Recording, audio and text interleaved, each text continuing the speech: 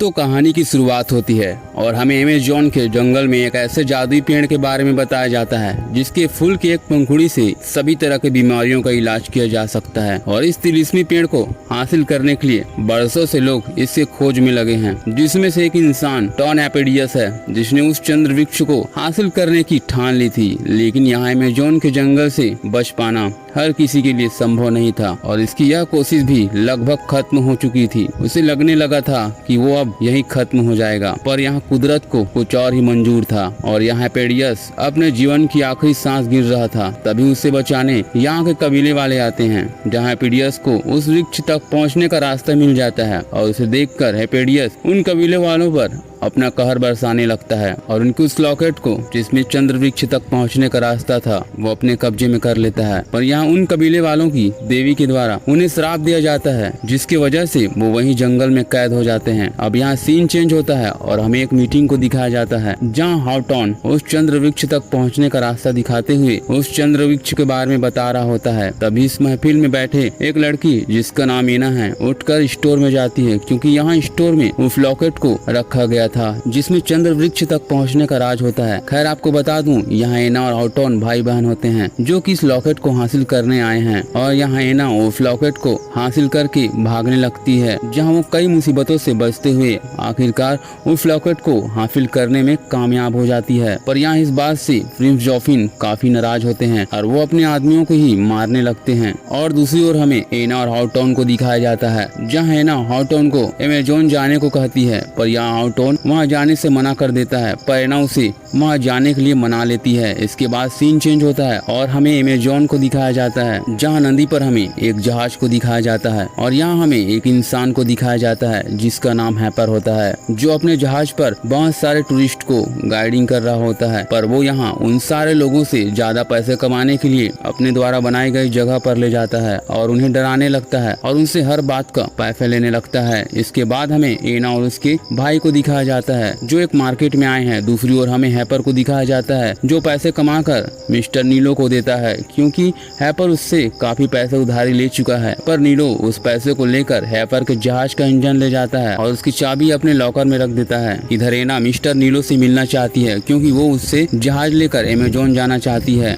और दूसरी ओर हैपर जहाज का इंजन पाने के लिए कबाड़ में रखे चाबी को हासिल करने के लिए नीलो के कमरे में चला जाता है और उसके दरवाजे खोलने लगता है। तभी यहाँ एना पहुंच जाती है और मिस्टर नीलो को आवाज लगाती है। तभी हैपर दरवाजा खोलता है और यहाँ दोनों बात करने लगते हैं और तभी हैपर उसे एक छड़ी देकर उस लॉकर को खोलने को कहता है और यहाँ एना वो लॉकर खोलकर वो चाबी ले आती है। इसके बाद वो दोनों वहीं रेस्टोरेंट में खाना खाने आते हैं, जहाँ एना का भाई नीलो को वहाँ ले आता है और इसके बाद यहाँ हैपर को झूठ पकड़ी जाती है और तभी हैपर एना के गले में वो लॉकेट देख लेता है और वो उसे अमेज़न पर ले जाने को तैयार हो जाता है। तभी यहाँ एक टाइगर आता है जिसे हैपर मारकर चीत कर देता है, जिसे देखकर एना हैपर के साथ जाने को तैयार हो जाती है। पर यहाँ नीलो के गुंडे उन पर हमला कर देते हैं और मौके का फायदा उठाते हुए वो अपने जहाज का इंजन वहाँ से उड़ा लेता है और अपने जहाज स्टार्ट करके वहाँ से निकलने लगता है। पर यहाँ एना उन गुंडों से फंस चुकी होती है, जिसे वापस लाने के लिए हैपर वापस जहाज से उतर जाता है और एना को वापस जहाज में ले आता है और वहाँ से निकलने लगते हैं। दूसरी ओर हमें प्रिंस जॉफिन को दिखाया जाता है, जहाँ उसके आदमी एना और जैफर का पता बताता है और ये जानकर जैफिन तुरंत उन्हें पकड़ने निकल पड़ता है। इधर जहाज में सवार होकर वो तीनों आगे बढ़ रहे होते हैं कि तभी सामने से जैफिन अपने पनडुब्बी जहाज में आ जाता है और उनके जहाज पर फायरिंग करने लगता है। ये देखकर हैपर अपने जहाज का स्पीड बढ़ाते हुए वहाँ से निकलने लगता है और वहाँ जैफिन की पनडुब्बी वहीं लटक जाती है और वो वहाँ से बचकर आगे बढ़ जाते हैं और आगे बढ़ते हुए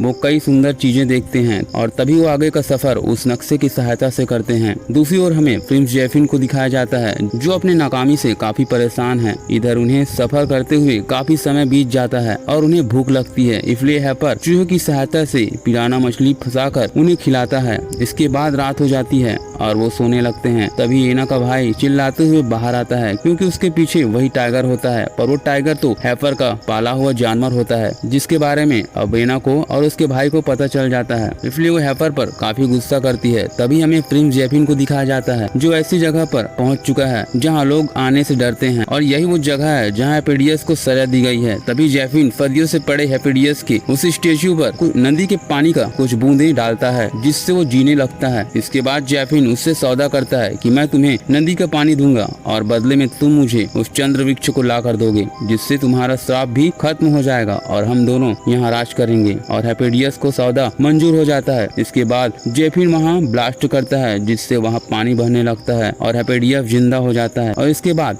एना जग जाती है, क्योंकि वो ख्वाब देख रही होती है। इसके बाद वो सब उस नक्शे की सहायता से अपने आगे का रास्ता तय करते हैं और वो नक्शे की सहायता से बहुत दूर निकल पड़ते हैं। और तभी उनके सामने एक बहुत ही खतरनाक रास्ता आ जाता है और इसलिए एना अपने उस लॉकेट को अपने भाई को सेफ जगह रखने को कहता है। पर यहाँ हैपर की नजर उस लॉकेट पर पड़ती है और वो अपने टाइगर को उस लॉकेट को लाने को कहता है। और अब वो इस खतरनाक रास्ते को पार करने को तैयार हैं, जो काफी बड़े चट्टानों से होकर गुजरता है। इधर उस लॉकेट के पास पहुंचा टाइगर वहाँ टूटा हुआ वाइन की बोतल पीने लगती है। इधर हैपर अपने जहाज को बचाने की काफी कोशिश करता है और आखिरकार वो अपने जहाज को बचाने में कामयाब हो जाता है। इसके बाद हैपर उस लॉकेट को लाने अपने दोस्तों के पास पहुंचता है, पर वो भी पीकर टून हो चुका है। और अगली सुबह हैपर और एना का भाई जंगल में लकड़ियां काट रहे होते हैं, जिसका फायदा उठाते हुए एना हैपर के कैबिन में घुस जाती है, जहाँ वो उनके कैबिन में लगे फोटो को देखती है। इधर ये दोनों वाइन पीकर एक दूसरे के दिल की बात कह रहे होते हैं। दूसरी ओर एना को हैपर के कैबिन में उसके ही समान नक्शा मिलता है, जिसे देखकर वो हैरान हो जाती है। और हैपर से इसके बारे में पूछने पर पता चलता है कि वो भी इस चंद्र वृक्ष को काफी दिनों से ढूंढ रहा था, लेकिन वो इसे खोजने में नाकाम रहा और उसे इस बात का पछतावा आज तक है। तभी एना उसे अपने लॉकेट को दिखाकर कहती है कि तुम नाकाम इसलिए हुए क्योंकि तुम्हारे पास ये नहीं था। इसके बाद जब वो आगे बढ़ रहे होते हैं, तभी उन पर कबीले वाले हमला कर देते हैं और उन्हें अपने पास ले जाते हैं, जहाँ उन्हें बांधकर एना से उसका लॉकेट मांगने लगते हैं। पर एना ऐसा करने से मना कर देती है। दरअसल ये सब हैपर की चाल होती है। दरअसल वो उस लॉकेट को हासिल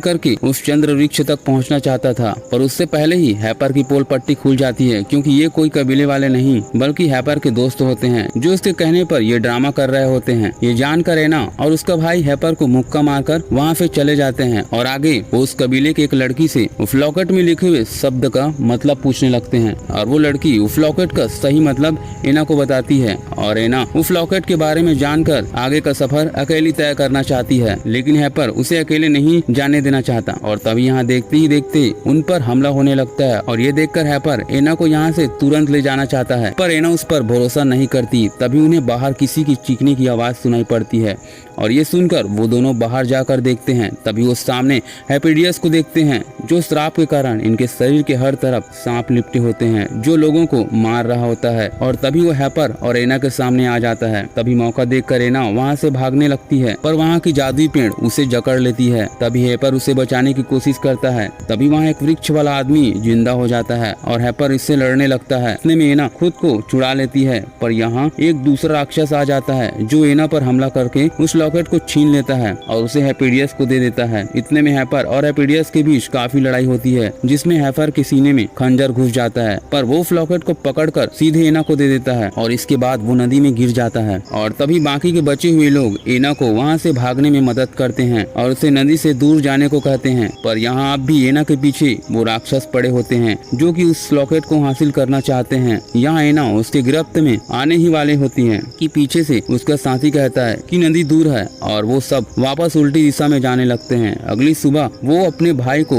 आवाज लगा रही होती है कि इतने में उसकी नजर हैपर पर पड़ती है, जो नीचे जमीन पर जख्मी पड़ा होता है। तभी एना उसके पास जाकर उसे जगाती है और तभी यहाँ एना का भाई भी पहुंच जाता है, जिसे देखकर एना बहुत खुश हो जाती है। पर एना का भाई हैपर के सीने में लगे उस हथियार को देखकर हैरान है, क्योंकि उस हथियार का उस पर कोई असर नहीं हो रहा था। और ये देखकर एना भी डर जाती है। और तभी यहाँ हैपर एना को अपना असली नाम फ्रांसिस्को बताता है और वो अपनी उम्र 400 साल बताता है। इसके बाद वो आगे बात करने से पहले अपने सीने में लगे हथियार को निकालने को कहता है और तभी एना उसके शरीर में लगे हथियार को निकालने लगती है और वो अब अपने भाई को यहीं छोड़कर आगे का सफर करना चाहती है, क्योंकि उसके भाई के शरीर पर चोट लगी है। दूसरी ओर हमें प्रिंस जेफिन को दिखाया जाता है, जिसके पास उन राक्षसों ने मक्खियों के द्वारा संदेश भेजवाया था। इसके बाद हमें हैपर और एना को दिखाया जाता है, जहाँ हैपर एना को अपने बचपन का कहानी बताने लगता है कि हैपर के पिता हेपेडियस के सेना में काम करते मारे गए। इसके बाद वो हेपेडियस के सेना में शामिल हो गए और तभी हेपेडियस की बेटी लिली एक दिन काफी बीमार हो गई, जिसका कोई इलाज नहीं था। तभी हेपेडियस ने ये ठान लिया कि वो हर हाल में उस चंद्र वृक्ष को लाकर अपनी बेटी की जिंदगी में चांदनी बिखेरेगा, चाहे इसके लिए उसे कितनी भी दूर जाना पड़े। वो वापस उस चंद्र वृक्ष को साथ लेकर ही लौटेगा। और इस दौरान उन्होंने किया और मैंने और मैंने भी ये ठान लिया कि मैं भी हर हाल में उस चंद्र वृक्ष को ढूंढ कर रहूंगा। और इसलिए उसने उस तक पहुंचने के लिए रास्ता बनाया, जिसे देखकर